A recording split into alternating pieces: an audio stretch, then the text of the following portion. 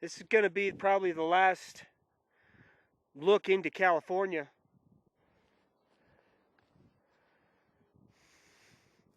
But I had to get away, and this is the beginning of my motorcycle trip.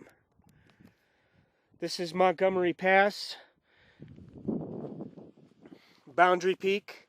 I climbed that last summer. It was amazing. Taking the motorcycle this time, I don't know, there's just a little riskiness to it. And these stretches, some will be desolate, not without traffic. I'll see people for sure, but a breakdown, it'd be pretty difficult to rebound from. Get it to a shop if it needs it. I just had service, new tire, new chain, new cables, air filter, oil filter. I've got a spare spark plug, clutch lever, and a fix-a-flat. And that's about it for that motorcycle. One innovation for me was to use my MSR white gas stove bottles to hold gasoline. My last bit of mileage with these two guys, and I figured it's about maybe a third of a gallon or a little more, but that's 25 miles maybe. So I'm as ready as I'll be. This was chips from Indians making their arrowheads up here. They're all over in this area. I think I'm just going to have barely enough clothes if it gets really cold and nasty. I've got, here's my big bag. It's full, it's heavy. I think it's going to be that way the whole time until I kind of wind down before I get my power-up packages, which I'm picking up at post offices every 7 days or 5 days, or when my supplies get low, or maybe when I get tired of a location and need to move on. But they're spaced out, not so evenly, but good enough. Here I am, kind of stuck in my tent. There are hundreds and hundreds and thousands of little nits. I think they're nits. And they fly and they bite. Now there's overcast skies, clouds, dark clouds that look like they could let loose any minute, which is nice. It's cool now. It just seems like it's a fluctuation between hot and cold. One or the other, not in between.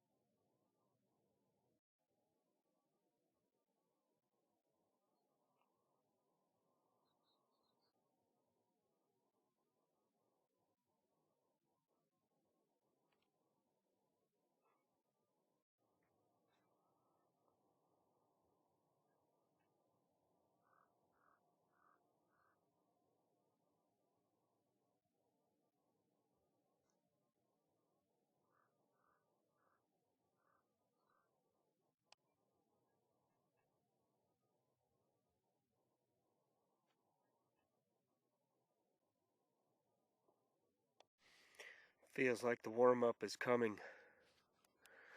There was a cloud just right here this whole time. It's dark north and east a little. Yeah, but this looks beautiful here.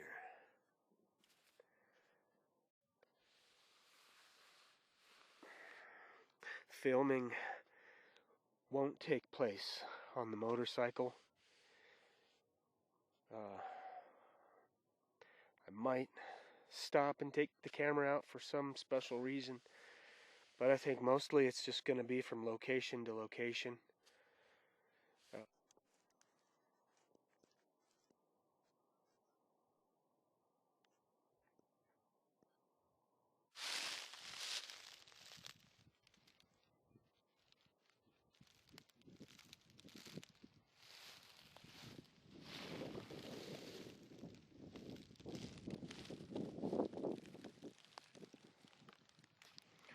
Hey, this is a nice change of pace here. This tall grass, cottonwood, river bottom basin, creek bottom basin. The wash is right here, the motorcycle's over there. And this is the south side of Big Smoky Valley, just north of Tonopah, about 40 miles. There is a creek, but it's become a man-made canal close to the road, going down to some properties down here. And I heard the big bullfrog over there complain that the creek is only 15 inches wide. He's not happy.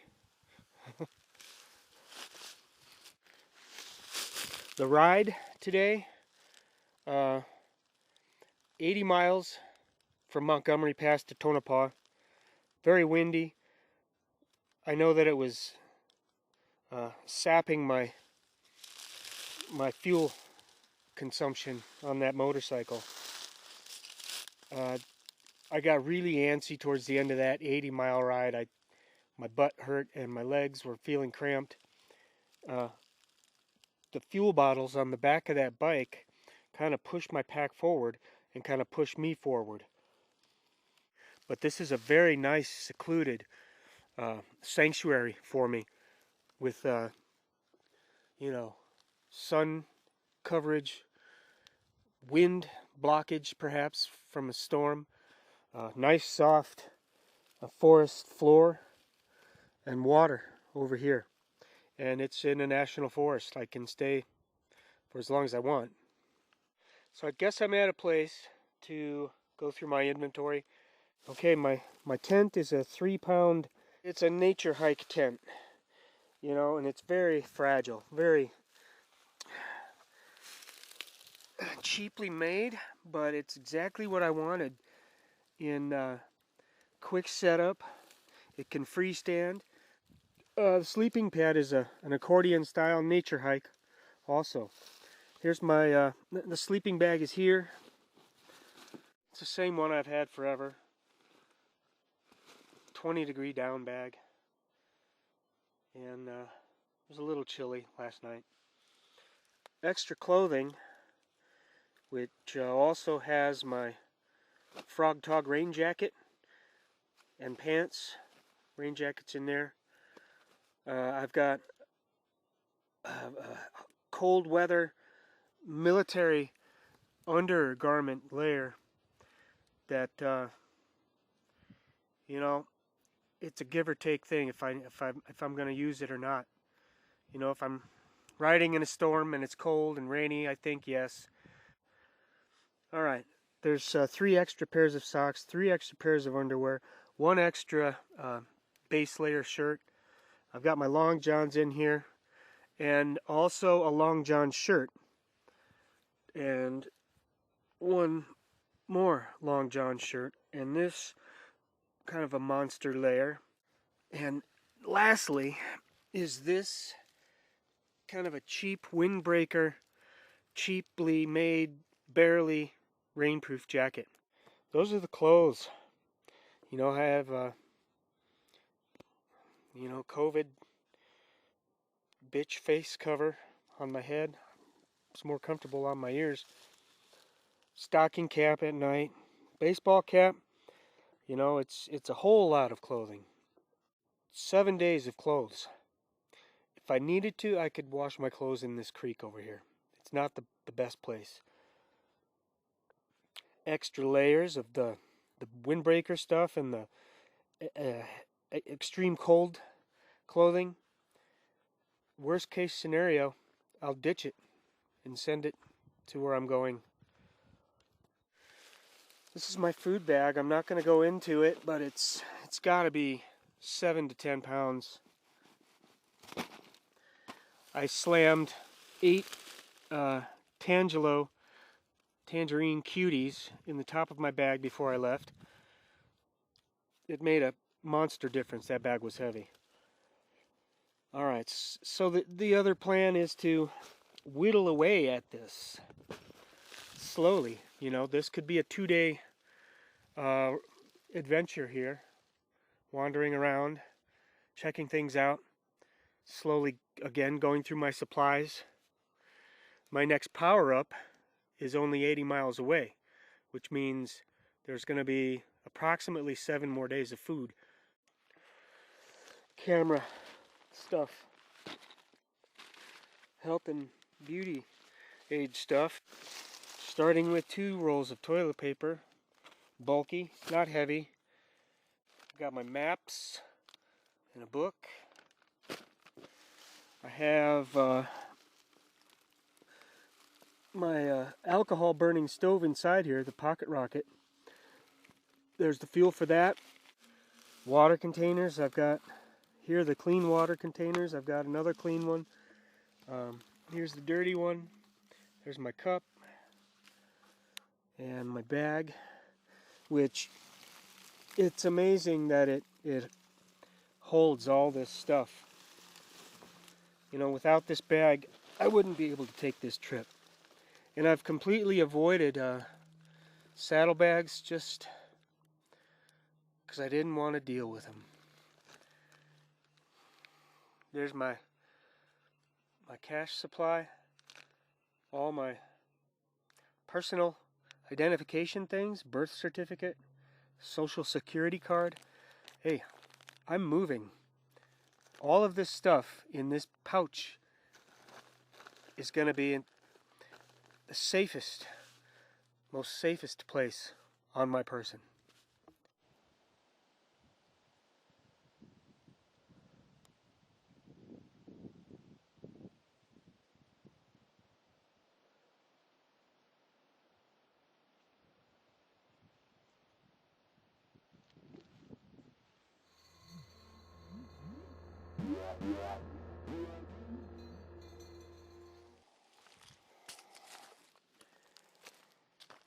It's been sort of a hectic 24 hours with the mystery of the oil splatter. I found there's a tiny leak which I just had serviced. This is the cover for the oil filter. You take it out and you slide the oil filter out, put the cover back on. There's an O-ring here that I wanted replaced, and maybe a couple others, but the leak is coming from the outside of the cover under this bolt. So it's coming through the seam between the bolt and that cover. And it was dripping down, and kind of silly that as it came across this emblem here, it would kind of break up and splattered all on my leg, splattered all up here, splattered onto the tailpipe, and was leaking down off the tailpipe. This is all covered here with oil. Here you can see, there, it's not going to stop me. It's not going to slow me down. The oil leak is minimal. There's the oil gauge right there, and it's, you know, almost half full, which, because it's on tilted now. Next, my clothes, my boot. If I can't seal that, I'm going to wear a plastic bag over my leg so that it doesn't get full of oil. I don't care if I look like a clown. I'm going to complete this adventure. This is not going to slow me down. This is not going to screw with my brain any longer. Okay, I'm here to relax. So last night, nearly full moon over here. This this forest floor is all full of these dead leaves, and it's noisy. Something woke me up, went through this way, just like this. Four-legged, trying to stir up an animal. Yeah, and I heard it go away, and I tried to yell out and make some noise, but it was so windy it didn't hear me, and I could hear it. Took off down the creek valley. Well, it woke me up coming back, and I could hear it getting closer to my tent, doing that same shuffling around in the leaves, and it was spooky. I wanted to poke my head out and look, but then again I didn't. I'd probably see something moving with the full moon, and so then I just closed up my front rainfly, and as it got close I yelled out something like, "Who's making all that noise out there? What's that racket all about?" And eventually it heard me, and it took a few steps to my tent, and then took off. It's a question as to what kind of an animal it was. It was a cat or a coyote. Yeah, that was the excitement for last night. On a lighter note, I saw a Forest Service truck pass. Got some information from him. I found out that there is a wilderness area at the end of the road, which my motorcycle map doesn't indicate. It indicates that the road ends. So anyway, the road goes up into a wilderness area. Arc Dome Wilderness Area. I'm going to do that tomorrow.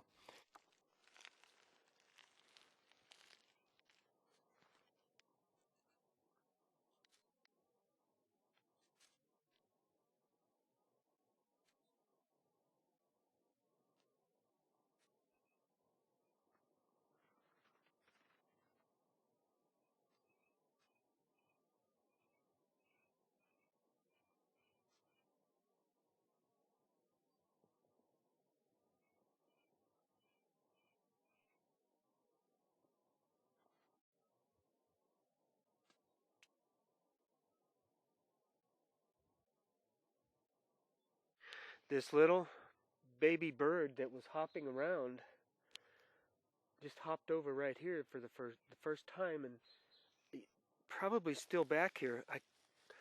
Hard to say what kind of a bird it is. What makes me wonder if it's a hawk, there's been this droning, a hawk noise back in here, like a crying out. That just makes me wonder if it was a baby hawk.